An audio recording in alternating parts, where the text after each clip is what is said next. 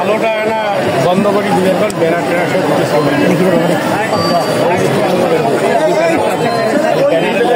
أعوذ بالله من الشيطان الرجيم بسم الله الرحمن الرحيم الحمد لله والصلاة والسلام على رسوله الكريم وعلى آله وأصحابه أجمعين رب اشرح لي صدري ويسر لي أمري واحلل عقدة من لساني يفقهوا قولي سبحانك لا علم لنا إلا ما علمتنا إنك أنت العليم الحكيم উলিপুর উন্নয়ন ফোরাম কর্তৃক আয়োজিত আজকের এই মেধাবী শিক্ষার্থীদের সংবর্ধনা প্রোগ্রামের সম্মানিত সভাপতি, উলিপুর উন্নয়ন ফোরামের সংগ্রামী সভাপতি, আমাদের একান্ত শ্রদ্ধেয় জনাব ব্যারিস্টার মাহবুবুল আলম সালেহী, উপবিষ্ট অতিথিবৃন্দ, শহীদ পরিবারের সদস্যবৃন্দ, সাংবাদিক বন্ধুগণ, অভিভাবকবৃন্দ এবং আমার একান্ত প্রিয় শিক্ষার্থী ভাই এবং বোনেরা, আসসালামু আলাইকুম রহমতুল্লাহি ওয়া বারাকাতুহু। আমরা সবাই ভালো আছি? আমরা একটু জোরে বলি তো আলহামদুলিল্লাহ। আমি এখানে আসার পর চিন্তা করলাম যে আমার ধৈর্যের কিছু শিক্ষা এখান থেকে নিয়ে যাব। অর্থাৎ আপনারা সেই সকাল থেকে এখানে ধৈর্য ধরে গরমের মধ্যে কষ্ট করে বসে আছেন। এই কুড়িগ্রামের অলিপুরবাসীর পক্ষ থেকে আমি ধৈর্য শিখে ইনশাল্লাহ এটা আমি আমার জীবনে কাজে লাগাবো ইনশাল্লাহ। এই জন্য আপনাদেরকে ধন্যবাদ। সংগ্রামী উপস্থিতি, প্রিয় শিক্ষার্থী বন্ধুরা, আমি শুরুতেই শিক্ষার্থী বন্ধুদেরকে অভিনন্দন জানাতে চাই, কংগ্রাচুলেট করতে চাই। তোমরা তোমাদের শিক্ষা জীবনে গুরুত্বপূর্ণ ধাপগুলোতে কৃতিত্বের স্বাক্ষর রেখেছ এবং মেধাবী হিসেবে নিজেকে এই সমাজের কাছে, এই রাষ্ট্রের কাছে পরিচয় করে দিয়েছ। এই জন্য উলিপুর উন্নয়ন ফোরাম তোমাদেরকে আজকে সেলিব্রেট করছে, কংগ্রাচুলেশন জানাচ্ছে। পাশাপাশি তোমাদেরকে তোমাদের ভবিষ্যৎ দায়িত্ব এবং কর্তব্য সম্পর্কে সচেতন করে দিচ্ছে। একটা কথা মনে রাখবা, খুব ভালো করে মনে রাখবা, তুমি তোমার জীবনে এ পর্যন্ত কতটুকু অর্জন করেছ তার চেয়ে বেশি গুরুত্বপূর্ণ হচ্ছে তুমি তোমার জীবনে কতটুকু অর্জন করতে চাও, আর সেই অর্জনের পথে, সেই স্বপ্নের পথে তোমার কতটা পথ এখনো বাকি আছে, আর সেই পথে সেই লক্ষ্যে পৌঁছার জন্য তোমাকে কি করতে হবে। আমি মনে করি আজকের এই প্রোগ্রাম, আজকের এই সমাবেশ, আজকের এই কৃতি শিক্ষার্থী সংবর্ধনার মাধ্যমে তোমাদেরকে সম্মানিত অতিথিবৃন্দ যে মেসেজগুলো দিচ্ছে, তোমাদেরকে নতুন করে স্বপ্ন দেখা এবং সেই স্বপ্নের পথে হেঁটে চলার যে আকাঙ্ক্ষা তৈরি করে দেওয়া, সেই কাজটি মূলত আজকের এই প্রোগ্রামের মাধ্যমে হচ্ছে। একটা উদাহরণ দিই, তুমি যদি 100 কিলোমিটার যাওয়ার টার্গেট রাখো, 100 কিলোমিটার যাওয়ার টার্গেটের পর তুমি 30 কিলোমিটার পৌঁছালা, 30 কিলোমিটার পৌঁছানোর পর তুমি পিছনের দিকে তাকিয়ে দেখলা আমি তো অনেক দূর চলে এসেছি। যদি তোমার মধ্যে এই অতি উচ্ছ্বাসা, অতি আবেগ তৈরি হয়ে যায়, তাহলে তোমার সামনে এখনো যে আরো 70 কিলোমিটার বাকি আছে, সেই পথটা অনেক সময় শয়তান তোমাকে ভুলিয়ে দিতে পারে। এজন্য আমাদের করণীয় হচ্ছে আমরা আমাদের জীবনে যা কিছু অর্জন করব সেটার জন্য আল্লাহ শুকরিয়া আদায় করব। পাশাপাশি আমাদের আগামী দিনের যে পথ চলা, আগামী দিনের স্বপ্ন আমরা পৌঁছতে চাই, সেই স্বপ্নে পৌঁছার জন্য আপ্রাণ প্রচেষ্টা চালিয়ে যাব। পারবো ইনশাল্লাহ আমরা? ইনশাআল্লাহ। প্রিয় শিক্ষার্থী বন্ধুরা, তোমাদের লাইফের অনেকগুলো ধাপ, এখন একটা ধাপে আছো।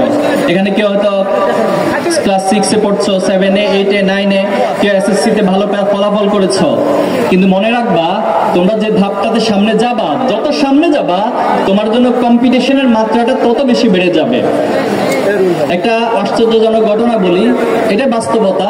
সেটা হলো এই 2025 সালে এসএসসি এবং দাখিলে A+ পেয়েছে 1,39,000 সামথিং। কিন্তু দুঃখের বিষয় এবং চ্যালেঞ্জের বিষয় যে বাংলাদেশে সরকারি বিশ্ববিদ্যালয় এবং সরকারি মেডিকেল সবগুলো আসন যদি যোগ করি, সেখানে আমরা পাচ্ছি মাত্র 61,000।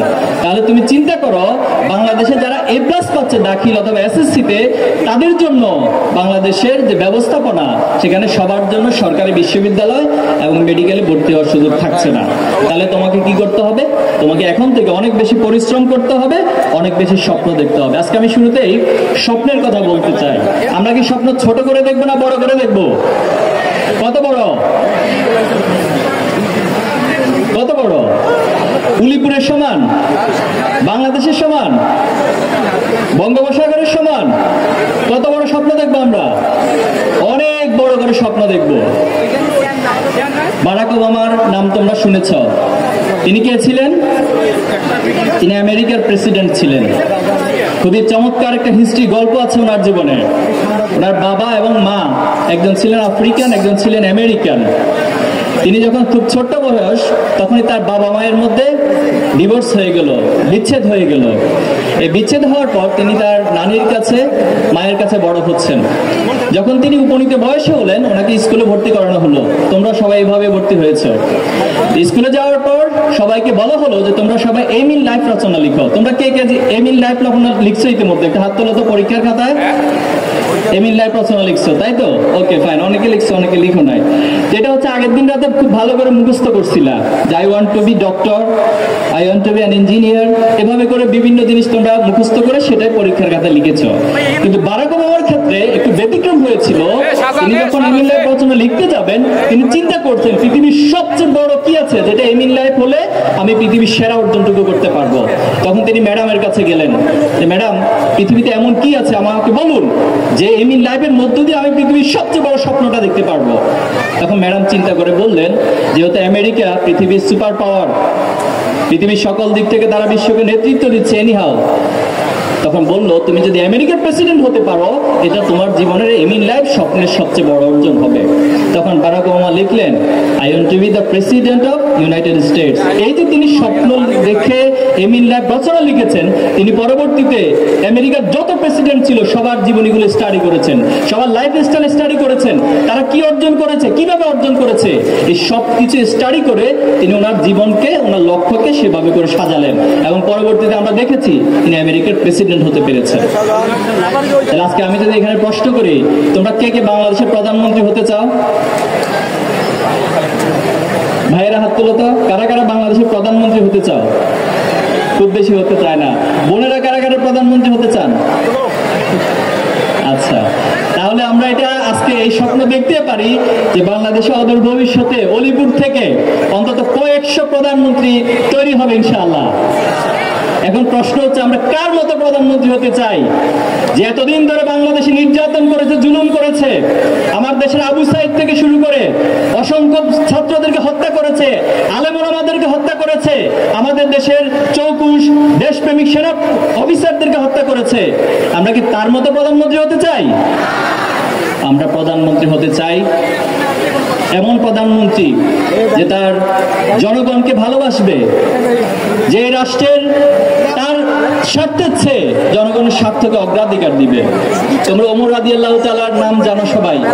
ওমর রাদিয়াল্লাহু তাআলা যখন খেলাফতে অধিষ্ঠিত ছিলেন, তিনি যখন রাষ্ট্রের প্রধান ছিলেন, তিনি রাষ্ট্রে রাতের বেলা সবার বাসাতে যেতেন।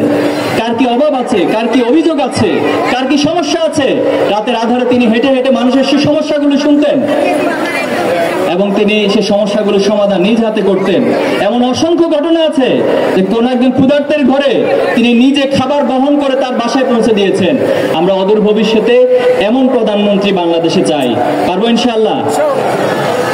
আজকে তুমি অলিপুরে জন্মগ্রহণ করেছো, মনে রাখবা তোমার পৃথিবীতে নেতৃত্ব দেওয়ার জন্য, বড় হওয়ার জন্য তোমার জন্মস্থান কোথায় এটা পৃথিবীর কেউ কখনো খুঁজতে যাবে না। তোমরা কাজী নজরুলকে জানো। কাজী নজরুল খুব অল্প বয়সে ওনার পিতাকে হারিয়েছেন। পিতাকে হারানোর পর ওনাকে ওনার পড়াশোনা ছেড়ে দিয়ে রুটি এবং চায়ের দোকানে চাকরি নিতে হয়েছিল। কিন্তু সেই নজরুল তার নিজেকে এমন ভাবে তৈরি করেছেন, দারিদ্রতা ওনাকে কখনো বাধা দিয়ে রাখতে পারেননি। এবং তোমরা জানো, সে ব্রিটিশ বিরোধী আন্দোলনে ব্রিটিশদের শাসকদের সামনে তিনি যে বিদ্রোহাত্মক এবং যেভাবে করে তিনি ওনার বলিষ্ঠ কণ্ঠ, বলিষ্ঠ লেখনী লিখেছেন, তার মধ্য দিয়ে ব্রিটিশদের যে শাসন সেটাকে চ্যালেঞ্জ তিনি করেছিলেন। তিনি বিদ্রোহী কবিতা লিখেছিলেন, এক একটা শব্দ এখন আমাদেরকে গা শিউরি উঠে। বলবীর চির উন্নত মমশির, শির নেহারি আমার এই নত শির ওই শিখর হিমাদ্রির। তিনি বলেছিলেন, তোমাদের এই মন গড়া আইন, আমি মানি না তো কোনো আইন, তোমাদের এই মন গড়া আইন দিয়ে তোমরা আমাদের উপর শাসন চালাবা, জুলুম চালাবা, এটা আমরা মেনে নিব না। এবং সেই কাজী নজরুলের কবিতা থেকে উৎসাহিত হয়ে আজকে আমরা দেখেছি 2024 সালে আবু সাইদরা দাঁড়িয়ে গিয়েছে, রংপুরের সন্তান, তোমাদেরই ভাই, তোমাদেরই পরিবারের সদস্য।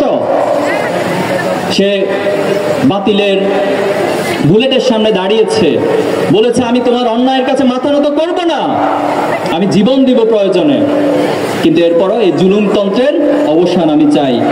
সেই আবু সাঈদ আইকনিক চরিত্র আমাদেরকে শিখিয়ে গিয়েছে কিভাবে জালেমের বিরুদ্ধে লড়াই করতে হয়। প্রিয় শিক্ষার্থী বন্ধুরা, এজন্য আমি আবারও বলছি, তুমি কোথায় জন্ম নিচ্ছ, কোন পরিবারে জন্ম নিয়েছ, কোন বংশে জন্ম নিয়েছ, এটা খুব গুরুত্বপূর্ণ না, বরং তুমি নিজেকে কোথায় নিয়ে যেতে চাও, তুমি কোথায় স্বপ্ন দেখে নিজেকে পৌঁছাতে চাও, তুমি এই জনপদের জন্য, এই মানুষের জন্য, বিশ্ব মানবতার জন্য কি ভূমিকা রাখতে চাও, এটাই হচ্ছে তোমার অবদান, এটাই মানুষ তোমাকে স্বীকৃতি দিবে। প্রিয় শিক্ষার্থী বন্ধুরা, আমাদের এই বাংলাদেশ অপার সম্ভাবনার বাংলাদেশ।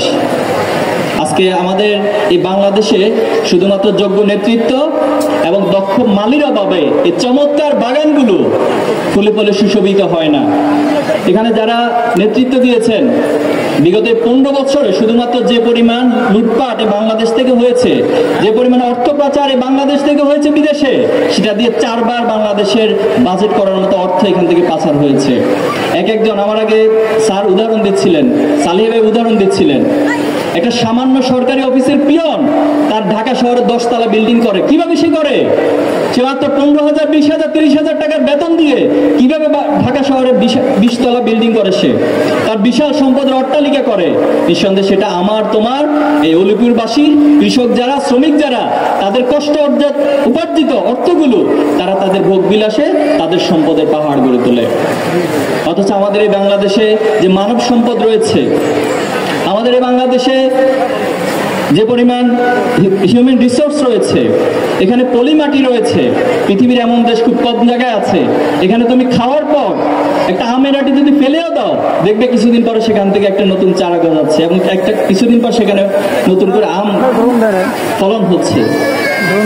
আজকে আমাদের দেশে কক্সবাজারের মতো পৃথিবীর সবচেয়ে বৃহৎ সি বিচ রয়েছে।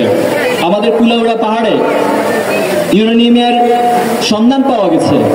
আজকে বিদেশিরা আমাদের দেশের সম্পদ নিয়ে অনেক বেশি সচেতন, আমার দেশে সেন্ট মার্টিন নিয়ে বিদেশিরা অনেক বেশি সচেতন, কিন্তু আমাদের দেশে যারা নেতৃত্ব দেয় তাদের কাছে আমাদের এই সমস্ত সচেতনতার কোনো মূল্য তাদের কাছে নেই। তাদের কাছে আমরা দেখেছি বিগত সময় যারা এমপি হয়েছে তারা সংসদে গিয়ে গান পরিবেশন করত।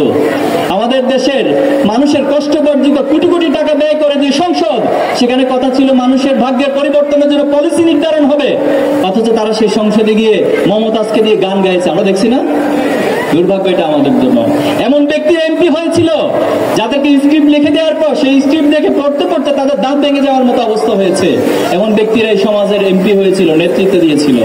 এজন্য আমরা চাই আজকে এই বাংলাদেশকে যদি পরিবর্তন করতে হয়, এই বাংলাদেশের যে সম্ভাবনা রয়েছে সেই সম্ভাবনাকে যদি কাজে লাগাতে হয়, একটি সমৃদ্ধ বাংলাদেশ যদি গড়ে তুলতে হয়, আমাদেরকে দক্ষ মানুষ তৈরি করতে হবে, সৎ মানুষ তৈরি করতে হবে, দেশপ্রেমিক মানুষ তৈরি করতে হবে।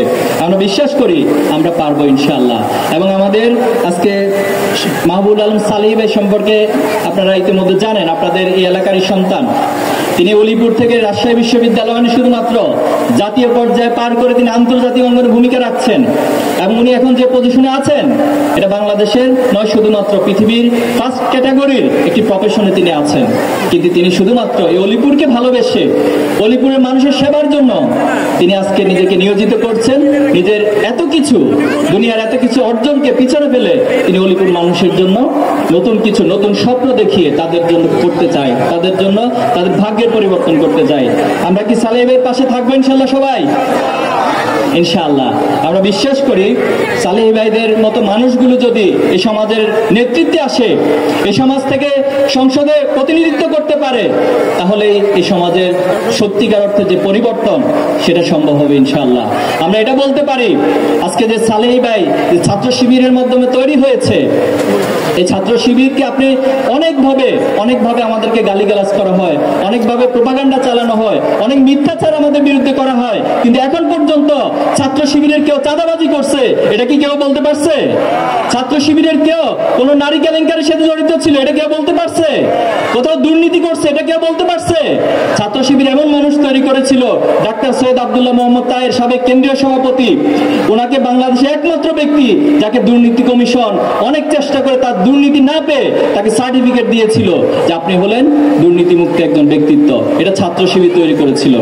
আমরা বিশ্বাস করি আজকে সেই রাস্তা ধরে আমরা যে প্রজন্ম তৈরির জন্য চেষ্টা করে যাচ্ছি, শত বাধা শত প্রতিকূলতা মারিয়ে আমরা আমাদের লক্ষ্যে পৌঁছাবো ইনশাল্লাহ। একটা গল্প বলছি আপনাদেরকে। কিছুদিন আগে আমরা কেন্দ্রীয় অফিসে বসা ছিলাম, একজন মা হঠাৎ তার 2 সন্তানকে নিয়ে আসলেন। একজন ক্লাস 9-এ পড়ে, একজন 6-এ পড়ে। আসার পর তিনি বললেন যে আমি আমার সন্তানকে ছাত্র শিবিরে ভর্তি করাতে চাই। আমরা কৌতূহলে জিজ্ঞেস করলাম যে মা, আপনি ভর্তি করাতে চান, এটার মানে কি? বললো আমি আপনাদের কার্যক্রম অনলাইনে দেখেছি, আপনাদের ওয়েবসাইট থেকে আপনাদের সিলেবাস আমি দেখেছি, এবং আপনারা সত্যিকার অর্থে একজন ছাত্রকে, একজন শিক্ষার্থীকে সত্যিকারের মানুষ হিসেবে গড়ে তুলতে পারেন।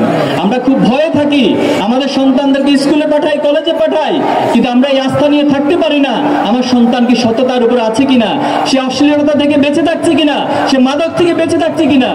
কিন্তু আমি ছাত্র শিবিরের প্রতি আমার এই আস্থা জন্ম নিয়েছে, যদি আপনারা তাকে গাইড করেন, আপনারা যদি তার দায়িত্ব নেন, আপনারা যদি আমাদের পিতামাতার পাশাপাশি তাদের অভিভাবকদের দায়িত্ব নিতে পারেন, তাহলে আমার সন্তান অন্তত খারাপ মানুষ হবে না। আজকে আমি অভিভাবকদেরকে বলবো, যদি আপনি আপনাদের সন্তানকে মানুষের মতো মানুষ হিসেবে গড়ে তুলতে চান, ছাত্র শিবির নামক এই প্রতিষ্ঠানের মধ্য দিয়ে তাকে সৎ, দক্ষ এবং দেশপ্রেমিক করে গড়ে তুলবেন। আমি 2টি পরামর্শ দিয়ে আমার শিক্ষার্থীদের বন্ধুর উদ্দেশ্যে 2টি পরামর্শ দিয়ে শেষ করব। একটা হচ্ছে, আমাদের 2টি শিকড় রয়েছে। কয়টি শিকড় বলো তো সবাই? কয়টি শিকড় আমাদের? 2টি শিকড়। এই শিকড়কে যদি আমি অস্বীকার করি, তাহলে আমার ব্যক্তির আর কোনো অস্তিত্ব থাকে না। একটি শিকড় হচ্ছে আমাদেরকে কেউ না কেউ অবশ্যই সৃষ্টি করেছে, এটা আমরা বিশ্বাস করি। এখানে অন্য ধর্মের যারা আছেন তারাও থাকতে পারেন, কিন্তু কেউ না কেউ আমাকে সৃষ্টি করেছে, এটা একটি ইউনিভার্সাল ট্রুথ, এটাকে আমি কখনো অস্বীকার করতে পারবো না।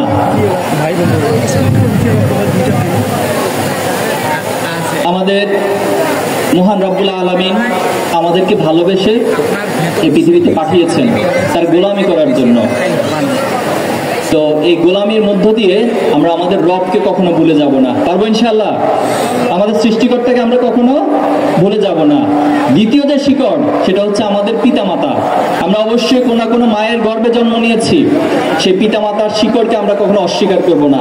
আল্লাহ তাআলা এই বিষয়ে বলছেন, ওয়াকাদা রাব্বুকা আল্লা তা'বুদু ইল্লা ইয়্যা ওয়া বিল ওয়ালিদাইনি ইহসানা। তুমি আল্লাহর পরে, তোমার আল্লাহর রবের গোলামির পরে তোমার সবচেয়ে বেশি অধিকার রয়েছে পিতামাতার প্রতি। এজন্য পিতামাতার প্রতি সদাচরণ করবে। একজন মা তার সন্তানকে যখন জন্ম দেয়, অনেকগুলো গবেষণা দিয়ে এটা উঠে এসেছে, একজন জীবন্ত মানুষের সবগুলো হাড়কে যদি কেউ ভেঙে ফেলে, ভেঙে ফেলার পর সে জীবন্ত মানুষটা যতটুকু কষ্ট পায়, একজন মা তার সন্তানকে জন্ম দেওয়ার ক্ষেত্রে তার চেয়ে অনেক গুণ বেশি কষ্ট পায়। তাহলে সে মায়ের সাথে আমরা কখনো খারাপ আচরণ করতে পারি? আল্লাহ রাসূলুল্লাহ সাল্লামকে একবার জিজ্ঞেস করা হলো যে আমার কাছে সবচেয়ে বেশি অধিকার, বেশি সদাচরণ পাওয়ার উপযুক্ত কে? আল্লাহ রাসূলুল্লাহ বলছেন তোমার মা। এরপর প্রশ্ন করলো এরপর কে? বলো তোমার মা। এরপরে কে? তোমার মা। এরপরে কে? তোমার বাবা। এজন্য আমরা আমাদের এই পিতামাতা এবং আমাদের রবের এই 2টি শিকড়কে কখনো ভুলে যাব না। পারবো ইনশাআল্লাহ? আল্লাহ তাআলা আমাদেরকে তৌফিক দান করুক। এবং আমরা বিশ্বাস করি আমার সামনে আজকে যে শিক্ষার্থী বন্ধুরা আছো, তোমরা এই টোটাল আয়োজনের মধ্য দিয়ে যে স্বপ্নগুলো আজকে তোমাদের মধ্যে জাগিয়ে দেওয়া হয়েছে, তোমরা যে লক্ষ্য পানে ছুটে চলার জন্য স্বপ্ন আজকে এখান থেকে নিয়ে যাবে, আমি বিশ্বাস করি তোমাদের পরিশ্রমের মধ্য দিয়ে, এবং মাহবুবুল আলম সালিহি ভাই তোমাদের সবসময় পাশে থাকবে তোমাদের লক্ষ্য পানে পৌঁছা পর্যন্ত। আশা করি মাহবুবুল আলম সার্বিকভাবে তোমাদেরকে সহযোগিতা করবেন এবং আল্লাহ আমাদেরকে বিজয়ের ধার প্রান্তে পৌঁছে দেবেন ইনশাআল্লাহ।